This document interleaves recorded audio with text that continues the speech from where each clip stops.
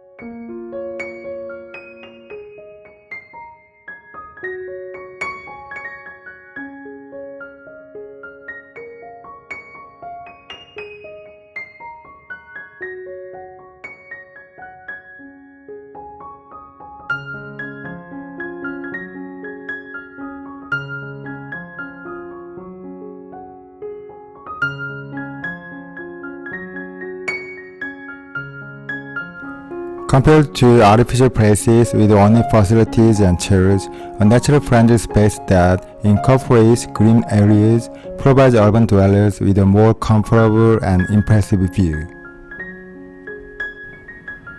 I would love to continue exploring the beautiful spaces within the city through sketching together.